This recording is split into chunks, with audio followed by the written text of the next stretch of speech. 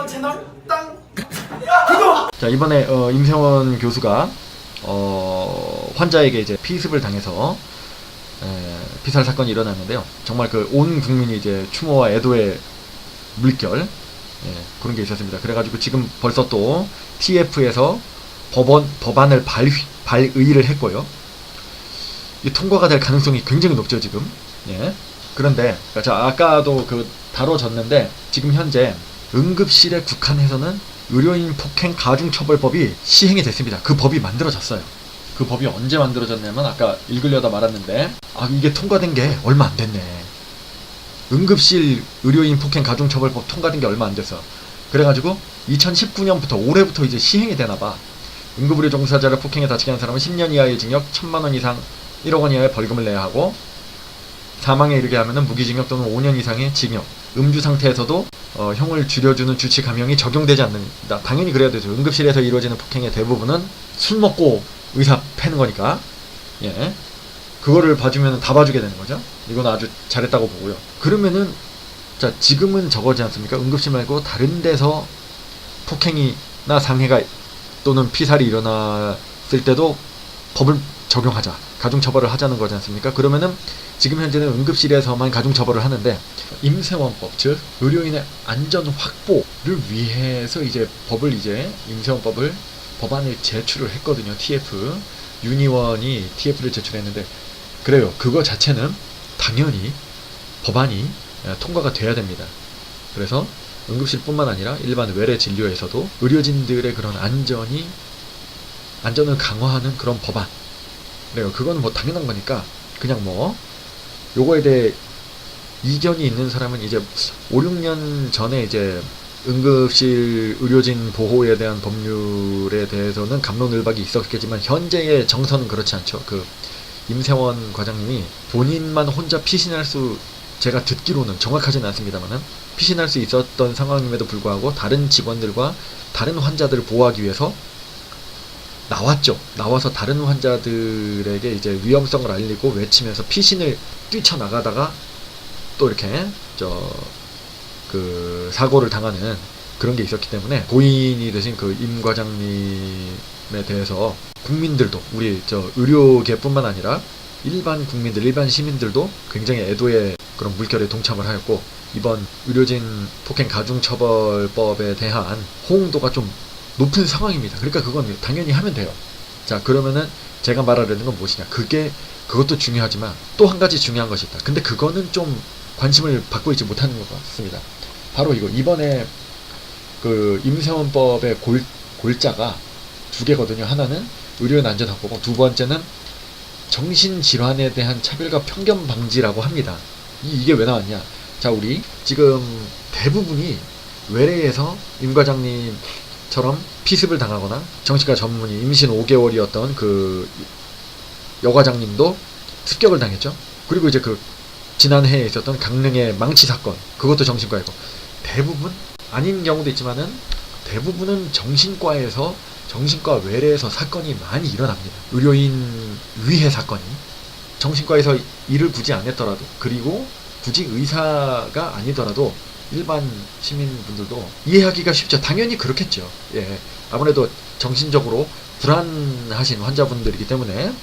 그리고 이제 뭐 조현병이나 조증 같은 경우는 굉장히 망상적 사고라든지 피해적 사고, 그리고 폭력적인 그런 성향, 이런 것들이 이제 질병이 컨트롤이 안 됐을 때는 분명히 그런 가능성이 다분합니다. 그러니까 위험해요. 그래서 정신과에서 특히나 그렇게 위험한데, 요즘 들어서 그런 일이 또 많이 등장을 하는 것은 제 생각엔 이렇습니다. 바로 이겁니다.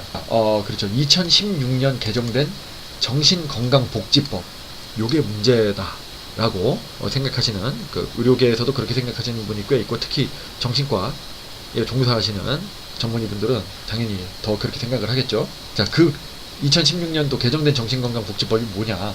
환자의 인권을 보호하기 위해 입원 절차를 까다롭게 만들었고, 동시에 치료가 필요한 환자의 경우 입원 적합성 심사위원회를 통한 강제 입원이 가능하도록, 그러나 적법 절차를 온전히 갖추는 과정을 제공해서 현실을 반영하지 못하는 비판이 끊이지 않았죠.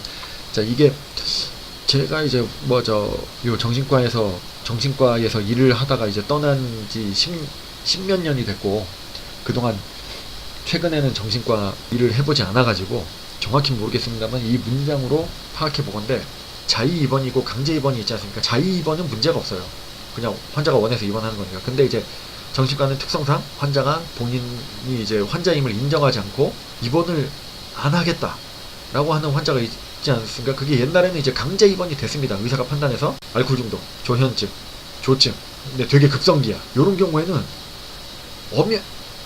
분명히 명백히 굉장히 그 뭐 밖으로 나가면 위험하기 때문에 본인도 위험하고 타인도 위험하고 또는 이제 뭐 그런 쪽은 아니지만 우울증인데 굉장히 심해가지고 자살 위험이 있다. 뭐 여러 가지가 있겠죠.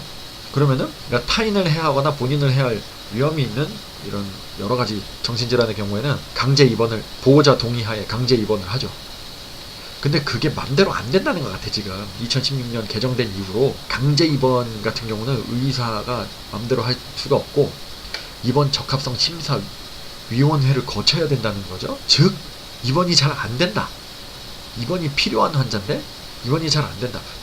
그 자의 입원을 하는 경우에는 그분이 이제 스스로 입원의 필요성을 느끼고 있다는 것이기 때문에 그리 위험하지, 이 사람들은 입원 안 해도 그리 위험하진 않아.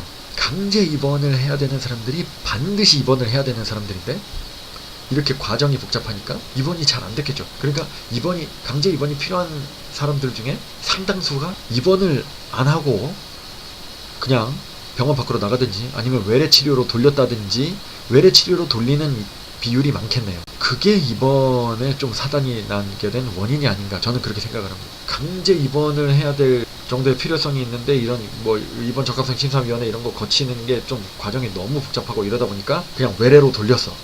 그 정신과 뭐 과장님이 이번에 임 과장님 피습 사건 범인도 아마 그런 쪽이 아닐까, 100% 추측입니다만은 입원을 하면은 정말 그 증상을 컨트롤하기가 쉽습니다. 왜냐면은 일단 흉기도 소지를 못하죠. 입원실에서는.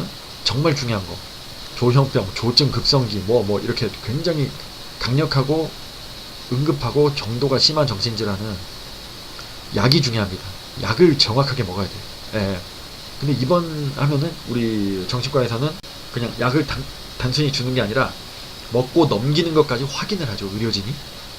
그러니까 투약을 정확하게 할 수가 있습니다. 그러니까 증상을 잡기가 굉장히 쉽습니다. 그러면 뭐 호전도 빨리 되고 조금 급성기가 회복이 된 다음에 그 다음에 퇴원시켜서 외래 진료를 하면은 환자의 수능도라든지 치료에 적극적으로 동참하는 이런 게 되게 나아지겠죠. 그런데 강제 입원에 필요가 있는데 좀 그 절차가 복잡하기 때문에 바로 외래로 돌려서 그러면은 외래를 왔다 갔다 하면서 집에서 확실히 약을 먹는지 그거를 보장할 수 없죠. 그래서 그 외래 환자가 왔다 갔다 하면서 약은 안 먹고 맨날 외래에서 과장님하고 상담을 해. 그러면은 나를 자꾸 정신질환자로 취급을 하니까 기분이 나쁘겠죠? 그러면 앙심을 품을 수가 있고 망상적으로 해석을 할 수가 있고 폭력성도 컨트롤이 안 될 수가 있고 이럴 수가 있습니다. 그러니까 흉기를 지참해서 외래 진료실로 가가지고 작정을 하고 그렇게 할 수가 있다는 것입니다. 그렇기 때문에 강제 입원 절차를 간소화해야 된다.